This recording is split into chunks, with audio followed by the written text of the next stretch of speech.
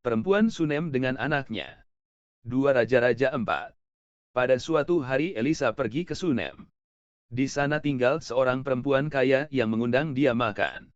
Dan seberapa kali ia dalam perjalanan, singgahlah ia ke sana untuk makan. Berkatalah perempuan itu kepada suaminya, "Sesungguhnya aku sudah tahu bahwa orang yang selalu datang kepada kita itu adalah abdi Tuhan yang kudus.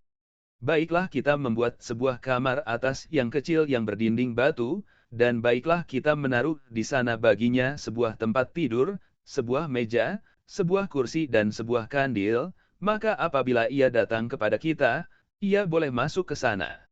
Pada suatu hari datanglah ia ke sana, lalu masuklah ia ke kamar atas itu dan tidur di situ. Kemudian berkatalah ia kepada Gehazi, bujangnya, "Panggillah perempuan Sunem itu." Lalu dipanggilnyalah perempuan itu dan dia berdiri di depan Gehazi. Elisa telah berkata kepada Gehazi, "Cobalah katakan kepadanya, sesungguhnya engkau telah sangat bersusah-susah seperti ini untuk kami. Apakah yang dapat kuperbuat bagimu?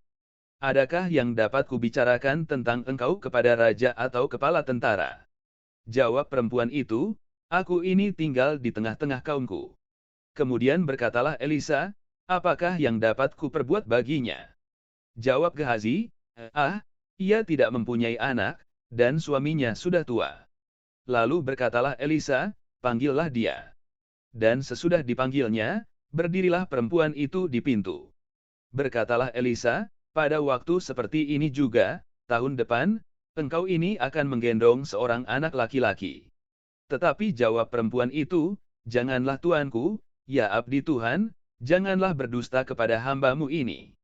Mengandunglah perempuan itu, lalu melahirkan seorang anak laki-laki pada waktu seperti itu juga, pada tahun berikutnya, seperti yang dikatakan Elisa kepadanya. Setelah anak itu menjadi besar, pada suatu hari keluarlah ia mendapatkan ayahnya, di antara penyabit-penyabit gandum. Tiba-tiba menjeritlah ia kepada ayahnya, "Aduh kepalaku, kepalaku." Lalu kata ayahnya kepada seorang bujang, "Angkatlah dia dan bawa kepada ibunya." Diangkatnyalah dia, dibawanya pulang kepada ibunya. Duduklah dia di pangkuan ibunya sampai tengah hari, tetapi sesudah itu matilah dia.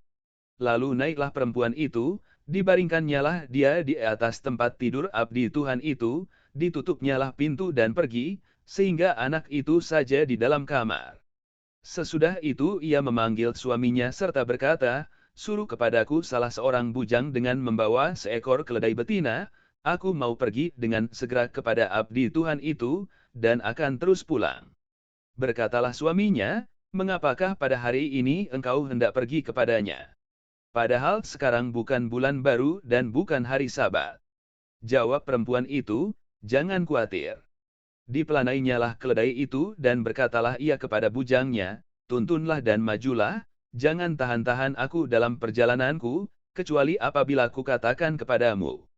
Demikianlah perempuan itu berangkat dan pergi kepada abdi Tuhan di Gunung Karmel.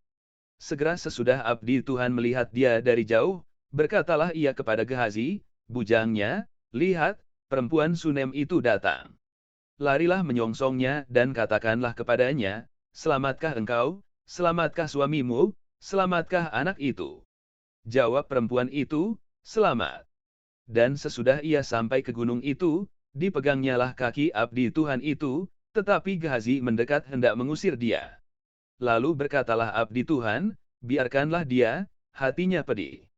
YHWH menyembunyikan hal ini daripadaku, tidak memberitahukannya kepadaku." Lalu berkatalah perempuan itu, "Adakah ku minta seorang anak laki-laki daripada tuanku? Bukankah telah kukatakan, jangan aku diberi harapan kosong?"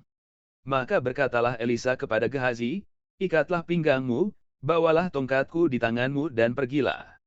Apabila engkau bertemu dengan seseorang, janganlah beri salam kepadanya, dan apabila seseorang memberi salam kepadamu, janganlah balas dia, kemudian taruhlah tongkatku ini di atas anak itu." Tetapi berkatalah ibu anak itu, "Demi Tuhan yang hidup dan demi hidupmu sendiri, sesungguhnya aku tidak akan meninggalkan engkau."